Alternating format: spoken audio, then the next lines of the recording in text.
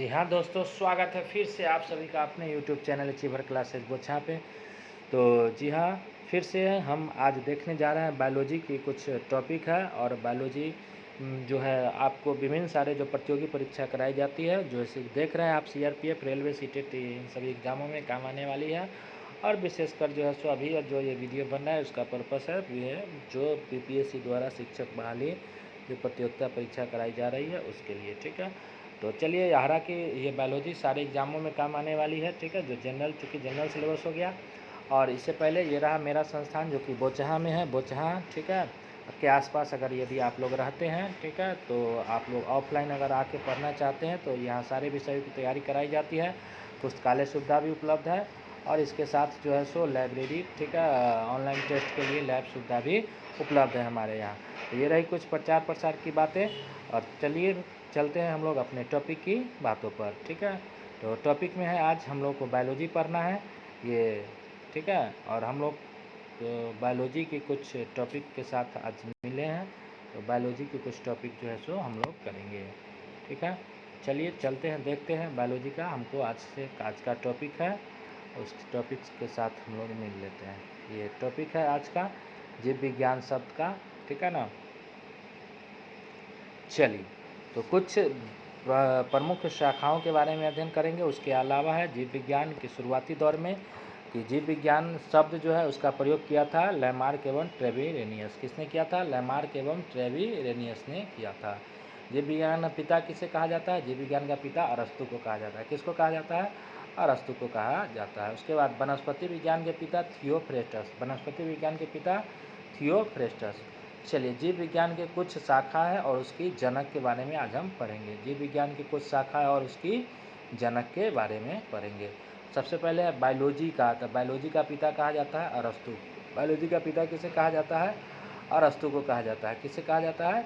अरस्तु का। उसके बाद है वनस्पति का पिता जो है सो वनस्पति विज्ञान जो है इसका कहा जाता है थियोफ्रेस्टस। कौन सा है वनस्पति का? थियोफ्रेस्टस, ठीक है ना। वनस्पति का थियोफ्रेस्टस, ठीक है। और जीव विज्ञान का जनक जो है अरस्तु। जीव विज्ञान का जनक अरस्तु और वनस्पति विज्ञान का जनक है थियोफ्रेस्टस। चलिए, नेक्स्ट सवाल है पैलियोंटोलॉजी, यानी कि जीवाश्मिकी का अध्ययन जो किया जाता है, जिसके अंदर चट्टान उट्टान होता है, उसके अंदर उसको हम कहते हैं लियोनार्डो दा विंची। उसके जनक है लियोनार्डो दा विंची। उसके बाद है यूजेनिक्स का अध्ययन जो है, यूजेनिक्स का अध्ययन है एफ गाल्टन। किसने है? F Galton. और जीवाश्मिकी का लियोनार्डो दा विंची। जीवाश्मिकी का लियोनार्डो दा विंची। और यूजेनिक्स का जो अध्ययन है वह एफ गाल्टन। यूजेनिक्स का एफ गाल्टन। नेक्स्ट है आधुनिक वनस्पति विज्ञान का पिता, ठीक है ना। आधुनिक वनस्पति विज्ञान का पिता किया जाता है लिनियस को। किसको? कैरोलस लिनियस को। किसको कहा जाता है? कैरोलस लिनियस को। उसके बाद है प्रतिरक्षी विज्ञान का पिता एडवर्ड जेनर को। किसको कहा जाता है? प्रतिरक्षी विज्ञान का जनक एडवर्ड जेनर को। उसके बाद है अनुवांशिकी का पिता कहा जाता है ग्रेगरी जॉन मेंडल को। किसको कहा जाता है? ग्रेगर जॉन मेंडल को, ठीक है। आधुनिक अनुवांशिकी का पिता कहा जाता है टीएच मॉर्गन। किसको कहा जाता है? T H Morgan. कोशिका विज्ञान का पिता है रॉबर्ट हुक। कोशिका विज्ञान का पिता रॉबर्ट हुक। पादप शारीरिकी का अध्ययन है एन ग्रीव। पादप शारीरिकी का अध्ययन है एन ग्रीव, ठीक है। नेक्स्ट है आपको जंतु विज्ञान का जनक है अरस्तु। जंतु विज्ञान का जनक अरस्तु। उसके बाद है वर्गीकी का पिता कैरोलस लिनियस। Carolus Linnaeus. वर्गीकी का पिता कैरोलस लिनियस।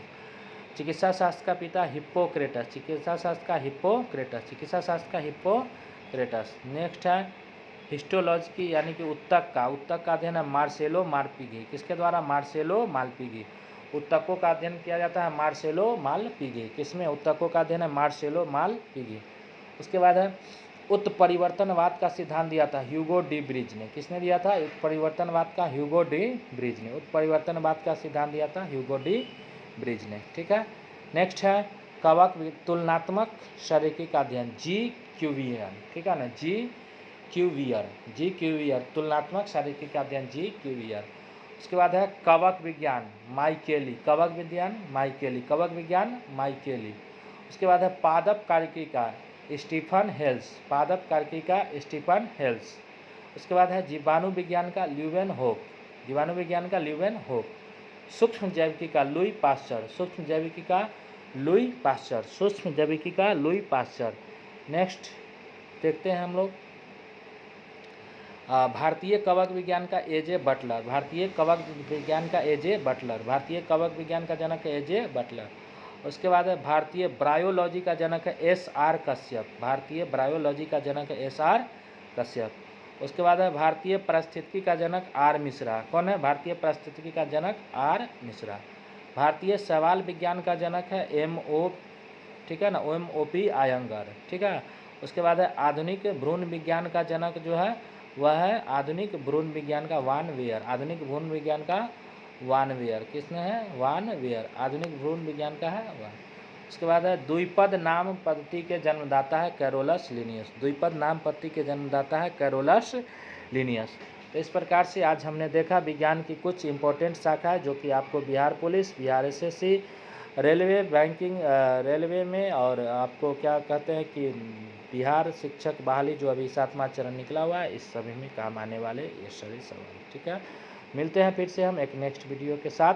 ठीक है, ये इन सारे आपको सामने आपके स्क्रीन पे ये दिख रहा है, आपको एक बार चला देते हैं, आप लोग इसको नोट डाउन कर लेंगे और इसको याद करेंगे। जैसे कि जीव विज्ञान का पिता अरस्तु, वनस्पति विज्ञान का पिता थियोक्रेटस।